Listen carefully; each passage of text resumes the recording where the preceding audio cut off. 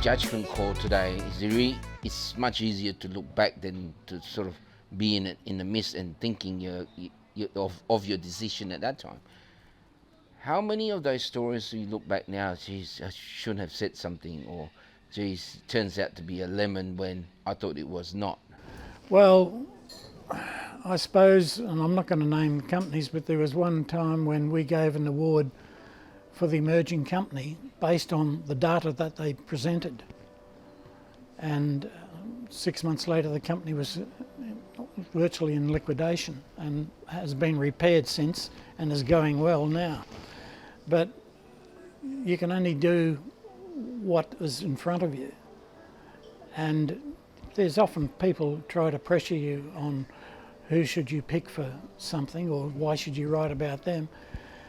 That's never been and I suppose I've not been in the money with media because I've not got into that side.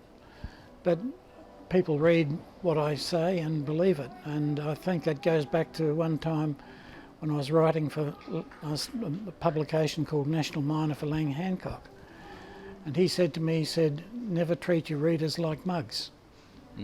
Now, a lot of newspapers are doing that. In a general sense, the West Australian's doing that now.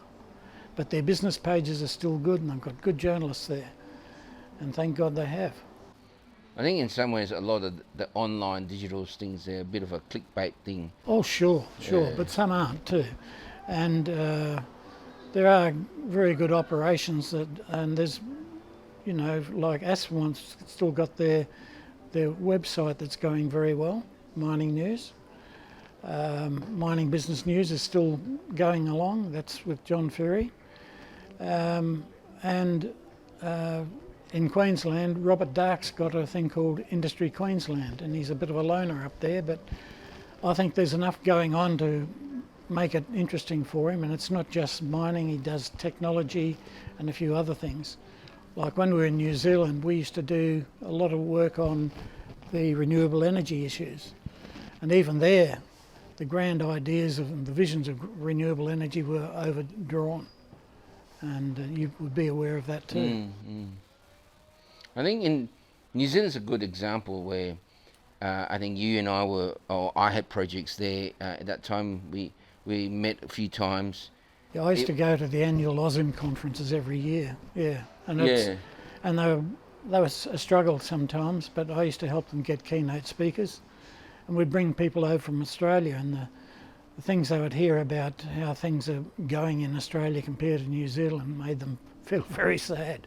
So, it's not. New Zealand's got a bigger economic problems than we have, despite the debt levels we have. And if they could do more mining, like there's coal, there's rare earths that they could find. But the money's not going in, and they're deterring some of the existing companies that are there.